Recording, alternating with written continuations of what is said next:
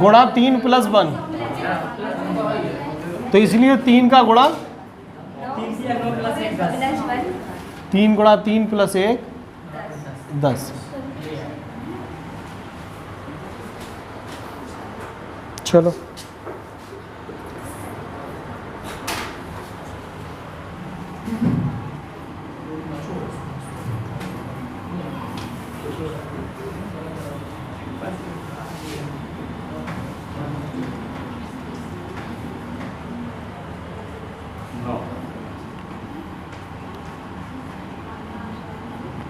पाँच चार छः,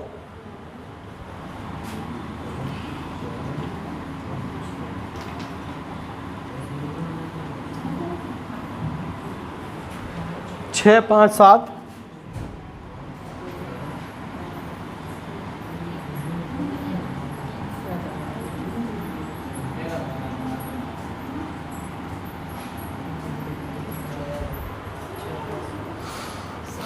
क्वेश्चन मार्क 8 और 6, 7 आएगा उसमें, 7 आएगा। ठीक है। ये तो बहुत ही सरल हो गया। क्या हो रहा है? 8 2 4 7,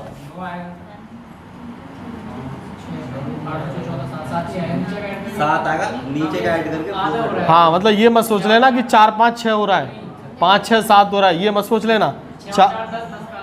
हाँ, इन दोनों का जोड़ बटे 2, 5 और 7 12, 12 बटा 2, 8 और 6 14, 14 बटा 2 यानी 7।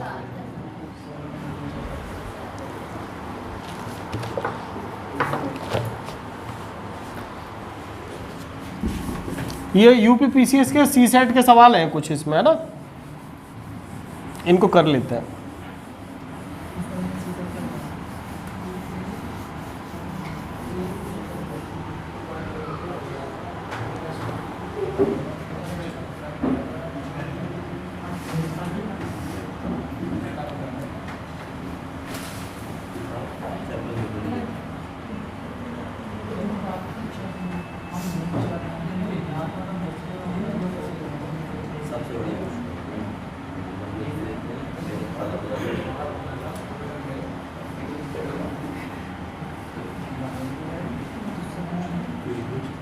कुल त्रिभुजों की संख्या बताएं।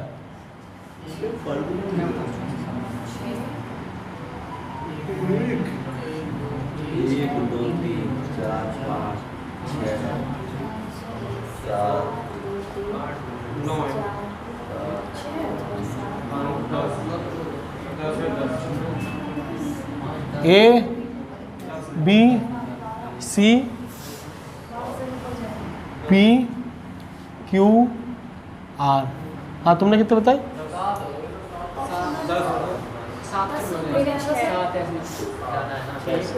12।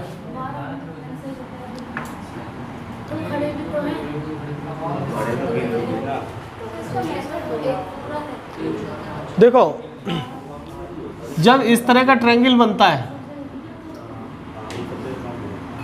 तो इसमें कुल ट्रायंगल कितने होते हैं? एक ये और एक ये वाला, 3।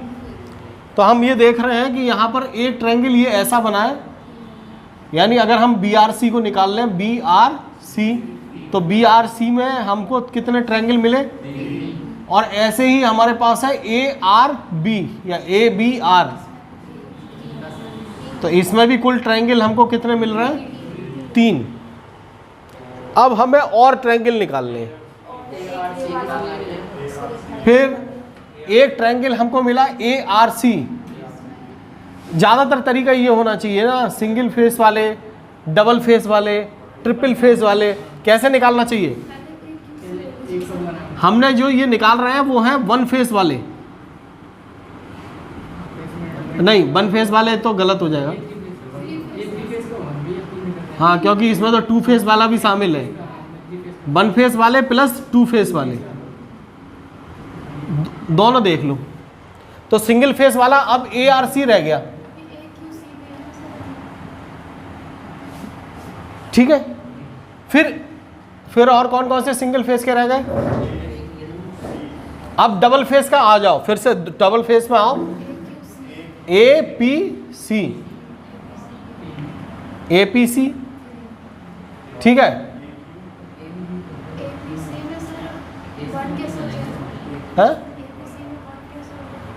1 फेस नहीं 2 फेस है बेटा, ये लाइन नहीं कट गई बीच में से। और वैसे तो देखा जाए तो APC में ARC भी तो है, ARC भी लिख लिया, APC हाँ वो 3 हो गया, तो इसको पूरे को ले लें APC, ज़्यादा बेहतर होगा कि इसको हम क्या ले लें, और इसमें भी कितने ट्रायंगल हो जाएंगे। ध्यान से देखो, यहाँ पर से 3 मिले, ये फोटो यहाँ भी है, ये फोटो यहाँ भी है, और ये फोटो, तो 3 3 9 हो गए, ठीक। एक आउटर एंगल हो गया सबसे बाहर वाला ABC, 10 हो गया।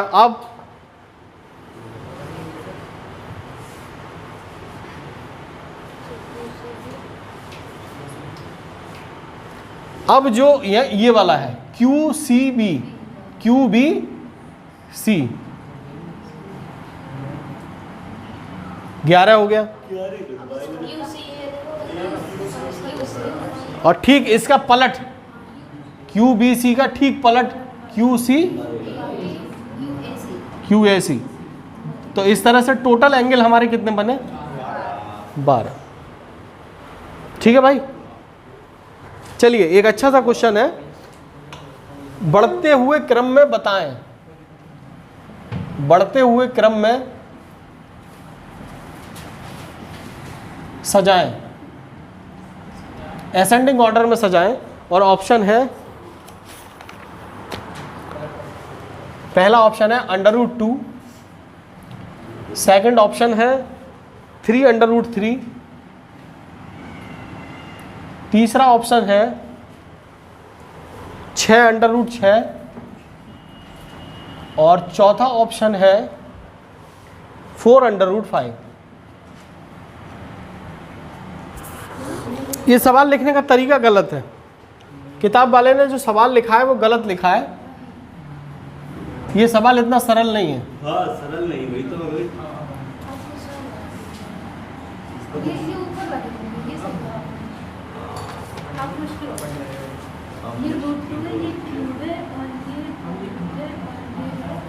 सही है भैया, अब है ये सवाल, अब कहने का मतलब ये है कि √2 का मतलब हुआ 2 की घात 1/3 को इस तरह से लिखा गया, तो इसका मतलब है कि 3 की घात 1/3, 6 के ऊपर 6 लिखा गया, 6 की पावर 1/6, और 5 की पावर 1/4, उल्टा हो जाएगा सीधा ये। चलिए पहले अपन करते हैं इनकी घातें सीधी, इनकी घातों को अपन क्या करें, हाँ तो इसके लिए क्या करेंगे कि 2 3 6 4, 2 3 4 6 से कटने वाली संख्या निकालो, तो लघुत्तम लिया 2 एकम 2 3 4, 2 दूनी 4, 2 3 6, तो 2 3 6, 6 दूनी 12। इसका मतलब यह है कि इन सभी की घातों में यदि 12 की गुणा कर दी जाए, 2 की घात 1/2 गुणा 12, तो ये दूसरे फॉर्म में आ जाएंगे, और 3 की घात 1/3 12, 6 की घात 1/6 गुणा 12, 5 की घात 1/4 गुणा 12। चलिए करिए, 2 6 12, तो 2 की घात 6, 3 चौक 12, तो 3 की घात 4, 6 दूनी 12, 6 की घात 2, और 4 तिया 12, 5 की घात 3, 2 की घात 6 का मतलब क्या हुआ 64, 3 की घात 4 का मतलब हुआ 81, 36 और 125। तो इसमें सबसे छोटा कौन सा है, सबसे छोटा है 3, 3 के बाद 1, 1 के बाद 2, और सबसे बड़ा ज़्यादातर लोगों को समझ में आ गया होगा। हमने इनकी घातों को सीधा कर दिया। अगर कहीं पर भी ऐसे लिखा हुआ है, हमें लिखा है 17 की ये, तो इसका मतलब है 17 की घात 1/6। ये जो ऊपर लिखा होता है वो 1/, है कैप में जो लिखा होता है।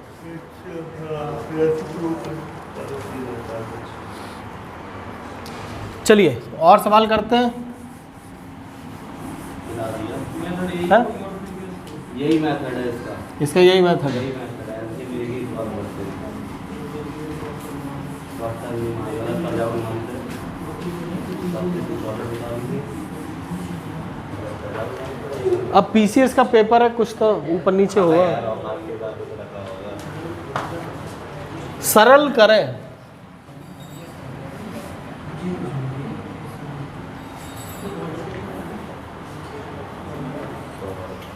x² माइनस 1 बटे x plus 1 divided by x³ minus 1 बटे x² प्लस x प्लस 1।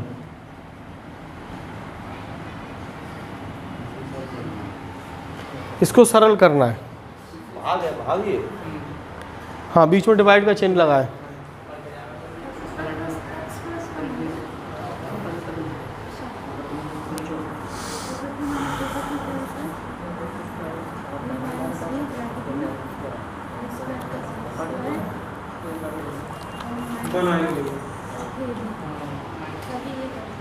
बहुत सही।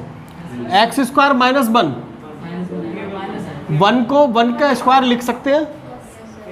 अगर 1 को 1 की घात 1 लाख लिख दें तो कोई फर्क पड़ेगा नहीं। तो ये हो गया a² minus b²। a² minus b² बराबर a minus b into a plus. तो x² माइनस 1 को अपन लिख सकते हैं, एक बार जोड़ दो, एक बार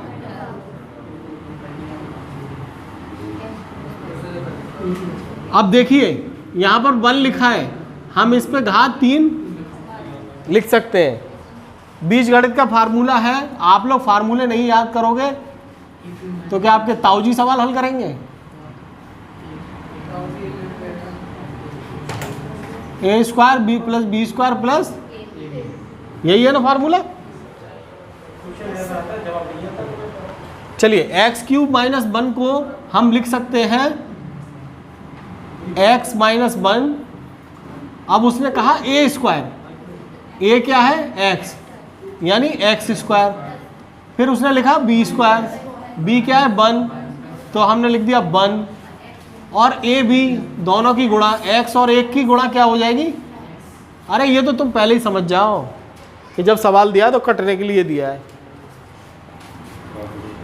x² प्लस x प्लस 1, इससे ये ब्रैकेट कटा और x प्लस 1 से x प्लस। तो यहाँ पे है x माइनस 1 डिवाइड का चिन्ह, और यहाँ भी क्या है, जब x माइनस 1 को x माइनस 1 से डिवाइड करोगे तो आंसर क्या आएगा?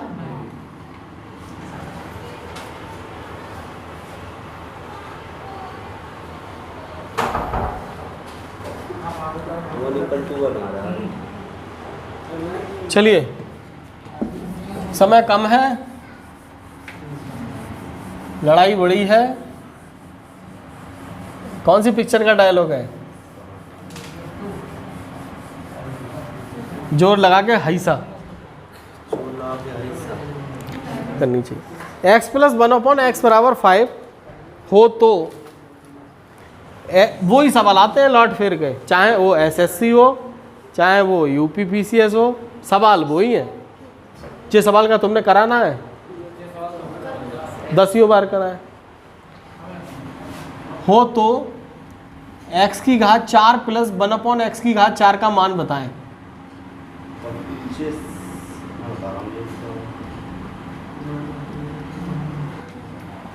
एक चीज समझ लेते हैं, x प्लस 1/x का होल स्क्वायर किया, a प्लस b का होल स्क्वायर बराबर a² plus b² plus 2ab। तो x से x तो कट जाएगा, और यहाँ x प्लस 1/x का मान क्या था 5, तो 5 का क्या हो जाएगा स्क्वायर बराबर x square plus 1/x square. यहाँ क्या बचा पचम, ये 2 इधर आ जाएगा तो क्या हो जाएगा 23। किसका मान आ गया। अगर मैं इसे याद कर लूं कि x प्लस 1/x का मान 5 है तो x square plus 1/x square का मतलब होगा 25 माइनस 2, यानी जो भी संख्या है उसका स्क्वायर माइनस 2। तो x की घात 4 प्लस 1/x की घात 4, इससे अगली बात है, तो वो भी क्या होगा 23 का स्क्वायर माइनस 2। 23 का स्क्वायर है 529, इसलिए आंसर आ गया 500। तो ये याद नहीं किया जा सकता है कि आपको दी हुई संख्या का वर्ग करना है और 2 घटाना है, ठीक है। रियल नंबर, क्या इसमें माइनस वाले नंबर भी आते हैं और प्लस वाले भी आते हैं? रियल नंबर दोनों आते हैं भैया, विद जीरो के। एक बार देख एक बार देख, क्योंकि अगला क्वेश्चन आपका उसी पे आधारित है।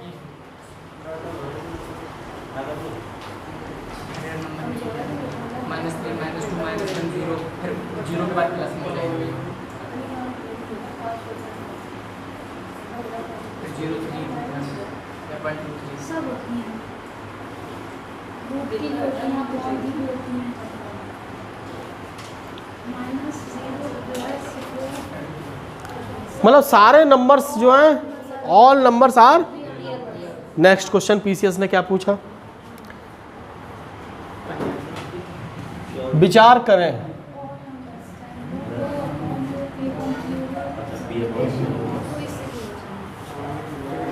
प्रत्येक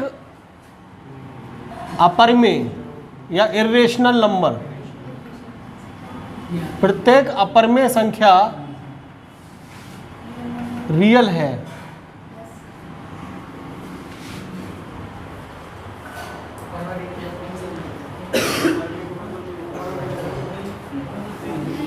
फिर पूछा प्रत्येक रियल संख्या या प्रत्येक वास्तविक संख्या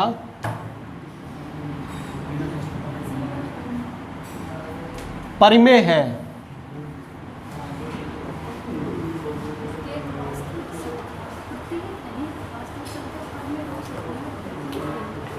प्रत्येक परिमेय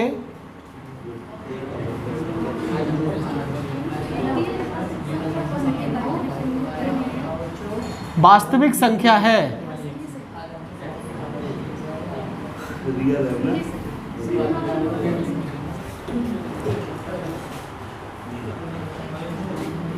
प्रत्येक प्राकृतिक, इंटीजर किसे कहते हैं, प्राकृतिक कोई कहते हैं ना, नेचुरल नंबर। इंटीजर किसे, पी अपॉन क्यू होते हैं ना इंटीजर। प्रत्येक प्राकृतिक संख्या वास्तविक है। अब ये पूछ रहा है कौन से सही हैं। सेकंड वाले 1 3 4 पहले वाला गलत है, पहले वाला गलत नहीं हो सकता, सेकंड गलत है। देखो जब आप अपरिमेय जब रियल होता है तो सब आती है ना। वर्गमूल 2 का मान लिखते हैं, √2 का मान लिखते हैं, तो √2 का मान होता है 1.414, तो वो कहीं ना कहीं 2 और 1 के बीच में आएगा। इसका मतलब है कि अपरिमेय संख्याएं जैसे पाई, अब आपने लिखा जैसे 3, ये मैंने गलत लिख दिया, 1 2 3, अब 3 के बाद आ गया 3.14, तो ये किसका मान हो गया, पाई का। 22/7 एक परिमेय संख्या है, लेकिन पाई एक अपरिमेय संख्या, ठीक है। अब इसी बात पे आ जाओ, तो प्रत्येक अपरिमेय संख्या रियल है, ये बात सत्य हो गई। प्रत्येक वास्तविक संख्या परमेय है, ऐसा हो ही नहीं सकता, क्योंकि उसमें अपरमेय संख्या भी शामिल, ये गलत है। प्रत्येक परमेय वास्तविक संख्या है। प्रत्येक परमेय संख्या किसे कहते हैं? जो बटे में लिखी जाए, p बटे q, ये भी सही है। प्रत्येक प्राकृतिक संख्या वास्तविक है, ये भी सही है। ठीक है, ये सवाल इन्होंने पूछा है, इसमें 134 आंसर है। सवाल, एक व्यक्ति ने 25 से 20 रुपए में खरीदे। ये सवाल मैं आज ही कराने वाला था आपको।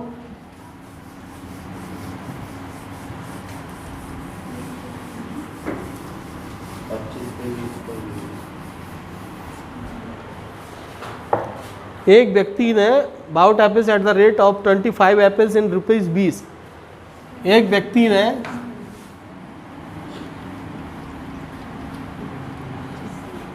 20 रुपए में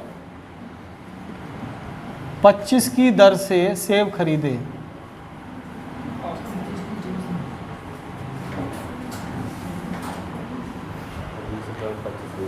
हाँ, और 25 में 20 की दर से बेच दिए। 20 रुपये 25 खरीदे है ना, 25 खरीदे और फिर 25 में लाभ का प्रतिशत बताएं। अच्छा डरो, सुनो, टेंशन मत लो। 20 रुपए में 25 से और 25 रुपए में 20 से। अगर मैं कोई ऐसी संख्या निकाल लूं जो 25 से भी कटती हो और 20 से भी कटती हो, तो ये सवाल मेरे लिए आसान हो जाएगा। मैंने मान लिया कि मैं इस सवाल पर अब जा ही नहीं रहा, मैंने खरीदे 100 सेब। तो जब 20 रुपए में खरीदे तो ये तो क्रय मूल्य हो गया। तो 100 सेब कितने रुपए के आए होंगे? यानी क्रय मूल्य क्या हो गया? 80 रुपए।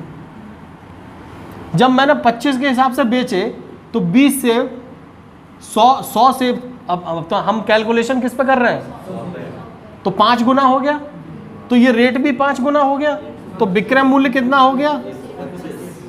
हाँ, उस आदमी ने उससे बेचकर कितने रुपए प्राप्त किए? तो सवाल यहाँ पे आके खड़ा हो गया।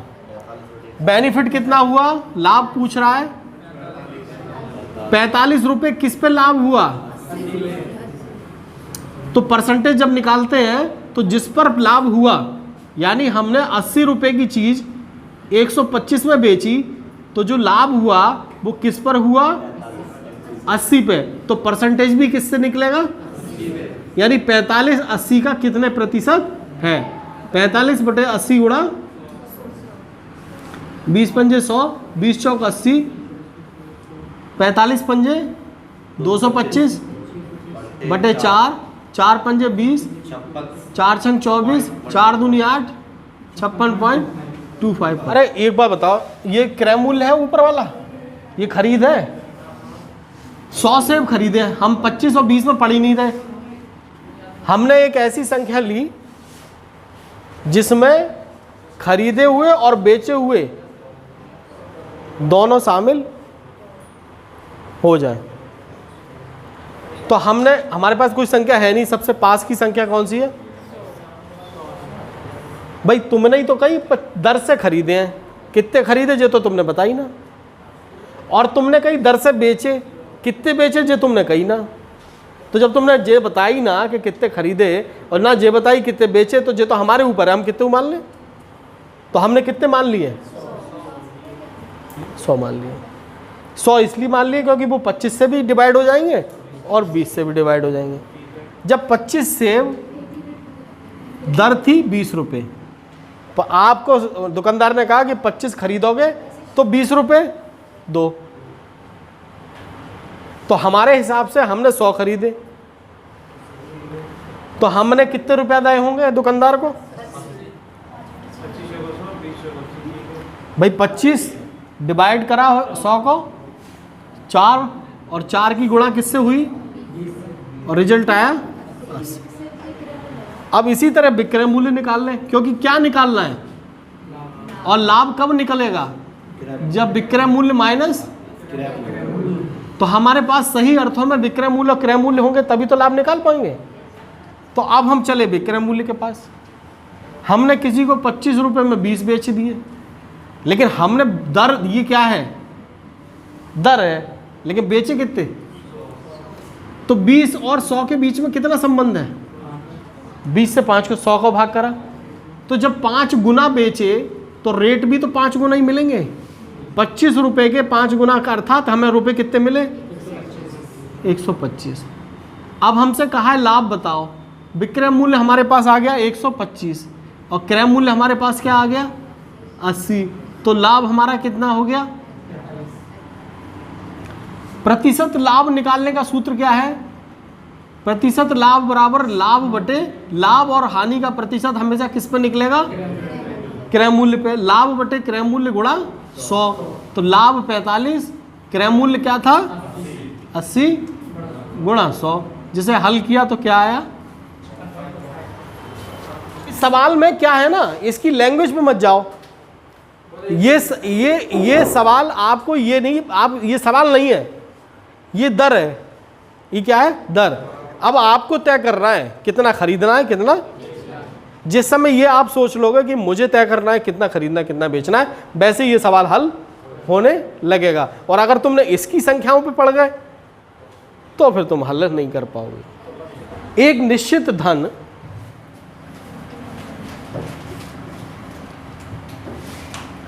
एक निश्चित धन 3 साल में 3 गुना हो जाता है। एक निश्चित धन चक्रवृद्धि ब्याज पर, चक्रवृद्धि ब्याज से 3 साल में 3 गुना हो जाता है। How many years it will be 9 times, कितने साल में ये 9 गुना हो जाएगा।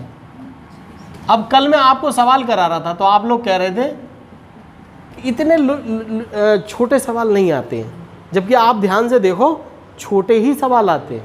कितने साल में 9 गुना हो जाएगा। हाँ 6 साल 8 साल 9 साल 12 साल 8 साल आंसर क्या आ रहा है। देखो 1 रुपया था, 3 साल में 3 रुपया हो गया। इसकी टेंडेंसी क्या है, 3 साल में 3 गुना होने की टेंडेंसी है। अगला 3 साल आएगा तो ये फिर से क्या हो जाएगा, और कितना चाहिए, तो साल कितने हो गए। चलिए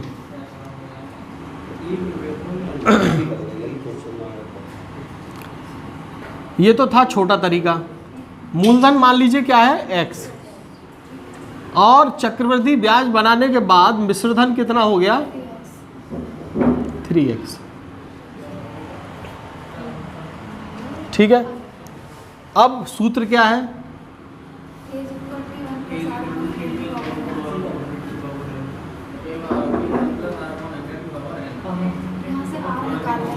हाँ निकालो। a कितना है 3x, 3 1 प्लस r बटे 100, और समय कितना है, या t मान लो 3 साल है।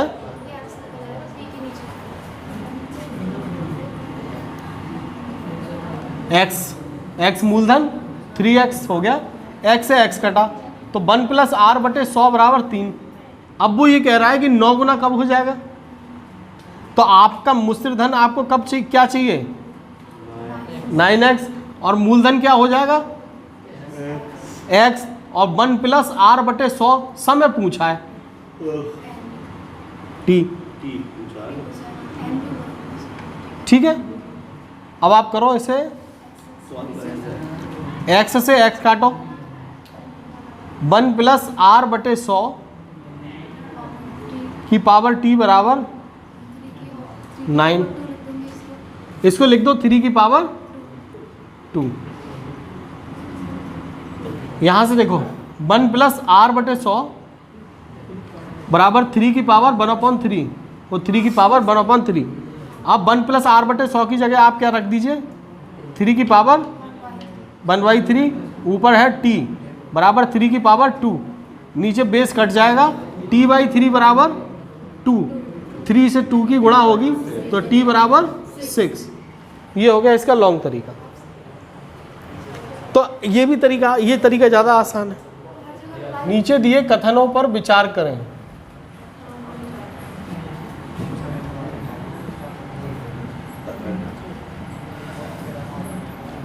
पहला x प्लस 3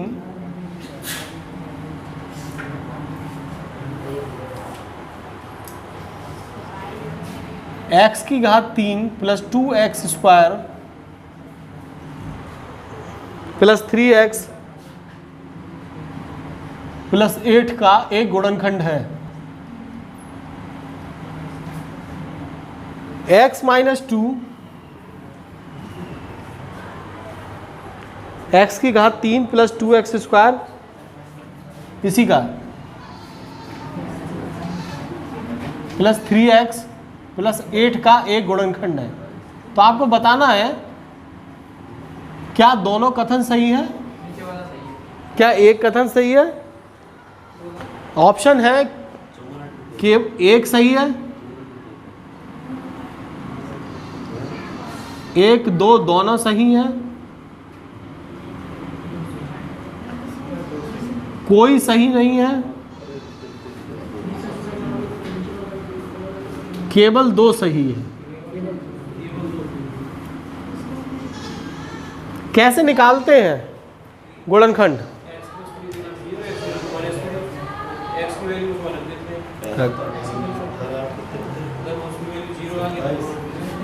ये इसका गुणनखंड है, इसका मतलब है कि x प्लस 3 बराबर x की वैल्यू निकल के आई -3।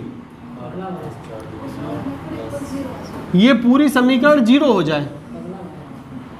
x की घात 3 plus 2x square plus 3x plus 8, x की घात 3 का मतलब -3 की घात 3 प्लस 2 -3 की घात 2 प्लस 3 -3 प्लस 8, -3 की पावर 3, माइनस की पावर विषम संख्या है तो माइनस ही होगा, -27, 3 3 9 हो जाएगा, प्लस का 18, माइनस का 9 और प्लस का 8, प्लस प्लस होगा 26 और माइनस माइनस होगा 36। कोई सही नहीं है। इसमें कोई सही नहीं है। इसका मतलब ये इज नॉट इक्वल टू 0, ये इसका गुणनखंड नहीं है। इसी तरह जब आप x माइनस 2 का मान रखेंगे x बराबर 2, तो भगवान की कृपा से चूंकि ये प्लस में है इसलिए पूरी समीकरण में से किसी भी सूरत में क्या मान 0 आ सकता है, क्योंकि आपकी समीकरण में एक भी माइनस नहीं है और x का मान भी प्लस में है, इसलिए इसका मान किसी भी सूरत में 0 नहीं आ सकता। इसका मतलब दोनों ही गलत हैं, कोई सही नहीं। धन्यवाद।